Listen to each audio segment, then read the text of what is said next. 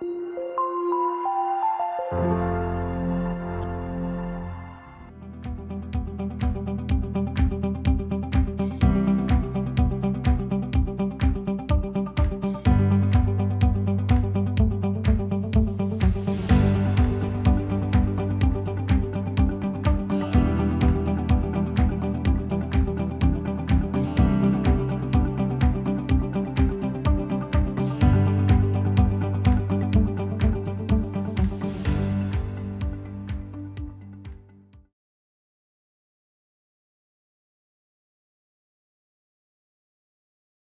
যে set up করার পরে একটা ফোল্ডার আকারে আমাদের ইসেতে মাইক্রোসফটের যে অ্যাপ ম্যানেজার গুলো আছে, অ্যাপ ম্যানেজারে সবগুলো ফোল্ডার একটা পাবেন। এখানে আর্কজিএস এর অনেকগুলো ইয়ে আছে, টুল আছে। এর মধ্যে হচ্ছে আর্ক ক্যাটালগ, যেটা দিয়ে হচ্ছে আর্কজিএস এর যে ফাইলগুলো আছে এই ফাইলগুলো নিয়ে আমরা কাজ করে থাকি। যে আর্কজিএস এ ফাইলগুলো কপি পেস্ট, এটা আরো অন্যান্য কাজ করার জন্য অ্যাডমিনিস্ট্রেটর এগুলো কিছু কিছু ক্ষেত্রে হয়তো লাইসেন্সের জন্য কাজে লাগে বা অন্যান্য কিছু কাজে। আমাদের জন্য সবচেয়ে বেশি যেটা লাগবে সেটা হচ্ছে আর্ক ম্যাপ। আমি আর্ক ম্যাপটাতে আমরা যদি ক্লিক করি, একটু একটু সময় নেবে। আহ, এটা আমাদের আর্কজিএসটা ওপেন হয়ে গেছে। আর্কজিএস ওপেন হয়ে যাওয়ার পরে আমাদের শুরুতে একটা গেটিং স্টার্টেড একটা আসবে। আমরা এটা কেটে দিই, এটা আমাদের প্রয়োজন হবে না। এরপর যদি আমরা দেখি কি কি আছে আমাদের, যেহেতু এটা এখনো সেভ করি নাই, আনটাইটেলড আর্ক ম্যাপ দেখাচ্ছে আমাদের। হ্যাঁ, এখানে আমাদের ফাইলগুলোর জন্য ফাইল ম্যানেজার আছে, এডিটের অপশন আছে, তারপর হচ্ছে তারপর হচ্ছে আমাদের হচ্ছে ভিউ এর অপশন আছে, যেরকম ইনসার্ট, সিলেকশন, জিও প্রসেসিং এর ইউনিট একটা আছে, তারপর হচ্ছে কাস্টমাইজেশন, উইন্ডোজ এন্ড হেল্প। আপনাদের অনেকের ক্ষেত্রে অনেক কিছু নাও থাকতে পারে, এই শুরুর দিকে অনেকের অনেক কিছু নাও থাকতে পারে। অনেকের ক্ষেত্রে টেবিল অফ কন্টেন্ট হয়তো নাও থাকতে পারে, অনেকগুলো জিনিসপাতি নাও থাকতে পারে। এখন এরকম যদি কিছু হয়ে থাকে, যদি কখনো, যেমন এইটা হলো টুল, টুল যদি কোনো কারণে চলে যায়, তারপরে কারো ক্ষেত্রে এমন হতে পারে যে এটা স্ট্যান্ডার্ড স্ট্যান্ডার্ড নাও থাকতে পারে, তাহলে টেবিল অফ কন্টেন্ট নাও থাকতে পারে, এরকম কোনো কেস হতে পারে। এখন এরকম কেসে আমরা শুরুতে করব এই ফাইলটার জন্য আমরা আমাদের এই টুল করার জন্য আমাদের ইস্যুতে যে কোনো রাইট ক্লিক করলে আমাদের অপশন চলে আসবে, যে এখান থেকে আমাদের স্ট্যান্ডার্ড টুলটা নামাই নিব। আমাদের স্ট্যান্ডার্ডটা যদি আমরা নামাই নেই, তাহলে স্ট্যান্ডার্ডের মধ্যে আমাদের বাকিগুলো চলে আসবে। স্ট্যান্ডার্ডটাকে তুললে আমরা দিলাম। নতুন ফাইলের জন্য নিউ ফাইল, ফাইল ফোল্ডার থেকে ফাইলগুলো আনা, রিড করার জন্য, সেভ করার জন্য, প্রিন্ট করার জন্য। আর টেবিল অফ কন্টেন্ট, এখানে ক্যাটালগ আছে, টেবিল অফ কন্টেন্ট যদি চলে যেয়ে থাকে আমরা টেবিল অফ কন্টেন্ট নিয়ে আসছি। এরপর হচ্ছে এটা হচ্ছে টেবিল অফ কন্টেন্ট ক্যাটালগ আছে সার্চের জন্য। যদি কারো এইখানে যদি সার্চ না থাকে, তাহলে এখান থেকে সার্চ নিয়ে আসতে পারবেন। তারপরে এখানে আমাদের আর টুল বক্স আছে, বিভিন্ন ধরনের টুল আমরা ব্যবহার করে থাকি, এই টুলগুলোর জন্য টুল বক্সটা আছে। আমাদের কোনো কারণে যদি টুল বক্সটা যদি এই কাজ না করে থাকে, না না পেয়ে থাকি, তাহলে আমরা এখান থেকে নিয়ে আসতে পারবো। আমি এটাকে ডান পাশে রাখি আমার কাজের সুবিধার্থে। আর হচ্ছে পাইথন, পাইথন আমরা স্ক্রিপ্ট যদি কেউ করতে চাই। আর একেবারে ডানে আছে আমাদের মডেল বিল্ডার। এবার হচ্ছে আমরা মোটামুটি একটা ফ্রেশ একটা উইন্ডো আমরা পেয়েছি। আমাদের উইন্ডো তেমন কিছু নেই। আমরা চেষ্টা করি, আমরা যখন যে কোনো ডেটা আনার জন্য, ডেটা আনার জন্য আমাদের এইখানে হচ্ছে অ্যাড ডেটাতে ক্লিক করলে আমাদের আরজিএস এ যে কোনো ডেটাকে আনার জন্য হচ্ছে বা রিড করার জন্য এইটা আমরা ব্যবহার করতে পারি। আর একটা অপশন আছে আমাদের এখানে ক্যাটালগ, ক্যাটালগ ব্যবহার করতে পারি। সবকিছুর শুরুতে আমরা ফার্স্ট আগে আমাদের এটাকে সেভ করে নিব, আমাদের আর্টমার্কটাকে সেভ করে নিব। সেভ করার জন্য আমাদের নির্দিষ্ট যে ড্রাইভ আছে যেখানে আমি ফাইলগুলো সেভ করতে চাই, এইখানে আমি সেভ করতেছি ক্লাস 1 নামে। ফাইলটাকে সেভ করে ফেললাম, কারণ আমি যে যা প্রসেস করব সবগুলো যেন থাকে। এখন ক্যাটালগের ক্ষেত্রে আমাদের এইখানে দেখতে পাচ্ছি, এখানে চাইলে আমরা এখান থেকে আমরা একই সাথে আমরা একটা আলাদা ফোল্ডার তৈরি করতে পারি।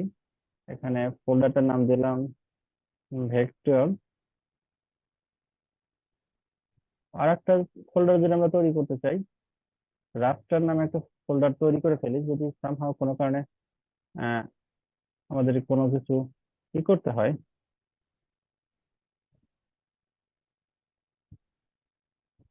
রাস্টার আমাদের দুই ধরনের ফাইল টাইপ নিয়ে কাজ করতে হবে ইন ফিউচারে, এই জন্য আমরা তৈরি করে রাখলাম। ভেক্টর ডেটার জন্য যেন এটার মধ্যে ভেক্টর ডেটা গুলো থাকে, আর রাস্টারের জন্য রাস্টার ডেটা গুলো থাকে।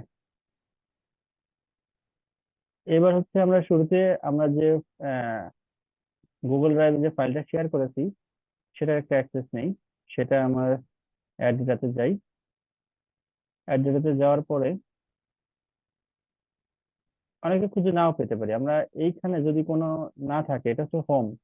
হোমটা হচ্ছে আমরা যেখানে ম্যাপ ফাইলটা হচ্ছে আর্ক ম্যাপের ফাইলটা সেভ করেছি সেই লোকেশনটা দেখাবে। আর হচ্ছে এইটা হচ্ছে আমাদের ডিফল্ট জিও ডেটাবেসটা দেখাবে, জিও ডেটাবেসটা যেখানে আছে জিও ডেটাবেস নিয়ে আমরা আলোচনা করব। আর আরেকটা অপশন আছে আমাদের এইখানে, এই এইটা হচ্ছে এখানে আমাদের কিছু নির্দিষ্ট কিছু আমাদের হচ্ছে ফোল্ডার দেখাচ্ছে, সবগুলো ফোল্ডার দেখাচ্ছে না। এটার কারণ হচ্ছে আমাদের এই আর্কজিআইএস টাতে আমরা যে যে ফোল্ডার গুলোকে কানেক্ট করব শুধুমাত্র সেই সকল ফোল্ডার গুলোকেই দেখাবে। অথবা আমাদের শুরুতে হচ্ছে ফোল্ডার কানেক্ট করে নিতে হবে, connect to folder. Folder connect করার পরে আমাদের হচ্ছে পিসি থেকে আমরা যেখানে যে ফোল্ডারে কাজ করব সেই ফোল্ডার গুলোকে কানেক্ট করে দিব। আমি এই বিআরবিডির এই ফোল্ডারটাকে কানেক্ট করে দিলাম। তাহলে এখন আমরা এইখানে দেখতে পাচ্ছি বিআরবিডি ফোল্ডারটা। বিআরবিডির মধ্যে হচ্ছে আনপ্রজেক্টেড ম্যাপ একটা আছে। এখান থেকে আমরা হচ্ছে এইখানে উপজেলা ম্যাপটা আছে।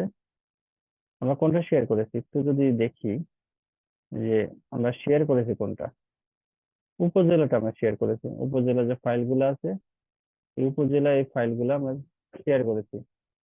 তাহলে উপজেলার ফাইলগুলো আমরা রিড করি। উপজেলার মধ্যে আমরা এমনিতে আমরা 5টার মতো ফাইল দেখতে পাচ্ছিলাম, বাট আমরা যখন আরজিএস থেকে রিডটা করতেছি তখন একটা মাত্র ফাইল আমরা দেখতে পাচ্ছি, উপজেলা ডট এসএসপি শেপ ফাইল। এটা শেপ ফাইলের কারণে এটার হচ্ছে এক্সটেনশন হচ্ছে এসএসপি। আমাদের এটাকে অ্যাড করে দিই। আর এক্সট্রা যে ফাইলগুলো আছে সেগুলো আমাদের দরকারি কিছু ফাইল। এখন আমরা শুরুতেই দেখতে পাচ্ছি আননোন স্পেশাল রেফারেন্স। আমাদের এই ম্যাপটার জন্য কোনো রেফারেন্স সিস্টেম দেওয়া নাই। The following data source you added are missing special reference information. The data can be drawn in ArcMap but cannot be projected. এটাকে প্রজেক্টেড করতে পারবো না, বাট এটাকে ড্র করা যাবে। আমরা সেটাই চাই। আমরা শুরুতে একটা ম্যাপ দেখতে পাচ্ছি। এখন এই ম্যাপটা যদি দেখি, এটাকে কোঅর্ডিনেট সিস্টেমের সাথে প্রজেক্ট করা নাই। এটাকে আমরা যদি আরেকটু ভালোভাবে দেখতে চাই, তাহলে আমরা এইখানে আমাদের যে টেবিল অফ কন্টেন্ট আছে, টেবিল অফ কন্টেন্টে গিয়ে আমরা রাইট ক্লিক করলে আমাদের এর জন্য একটা প্রপার্টি পাবো। প্রপার্টিতে গেলে বাকিগুলো আমরা দেখতে পাবো। আমাদের যদি জেনারেলে গেলাম, জেনারেল শুধু এর নাম আছে, নাম চেঞ্জ করতে চাইলে আমরা এখান থেকে নাম চেঞ্জ করতে পারি। আর এখানে যদি সোর্সে যাই, সোর্স হচ্ছে আনডিফাইন্ড, এর কোঅর্ডিনেট সিস্টেম ডিফাইন করা নেই। তাহলে আমরা এটা দেখতে পাচ্ছি যে এটা কোনো কোঅর্ডিনেট সিস্টেম ডিফাইন করা নেই। আমাদের আজকের ক্লাসের জন্য কোঅর্ডিনেট সিস্টেম যদি ডিফাইন করা না থাকে প্রবলেম নাই। আজকে আমরা কিছু বেসিক ম্যাপের ব্যাপারগুলো শিখবো। যে এটা একটা উপজেলা ম্যাপ, উপজেলা ম্যাপের আমাদের আর কি কি শিখতে পারি সেগুলো আমরা যদি দেখি। আমরা মেইনলি আজকের দিনটাতে আমরা মূলত সিম্বলজি শিখবো। ম্যাপের বিভিন্ন আহ কালার গুলো চেঞ্জ করা এবং আরো অন্যান্য কিছু আছে সেগুলো শিখবো। সিম্বলজিতে আমরা যদি যদি দেখি, সিম্বলজিটা যদি দেখি ম্যাপটাকে, আহ এটাকে আমাদের একটা কালার আছে, নির্দিষ্ট একটা কালার আছে। এই কালারটাকে চেঞ্জ করতে চাইলে আমরা যে কোনো কালারে দিতে পারি।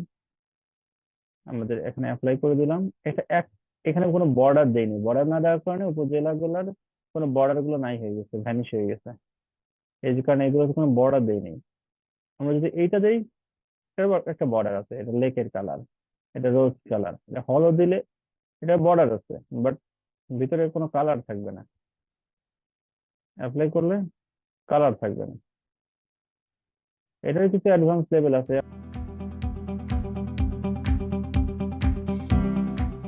এখানে ক্যাটাগরি আছে, আমরা বিভিন্ন ক্যাটাগরিতে ভাগ করতে পারি।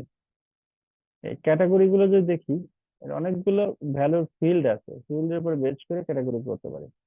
প্রথমে একটা জাস্ট খালি শুধু ক্যাটাগরি দিয়ে দেখি, তারপর আস্তে আস্তে আমরা শিখবো।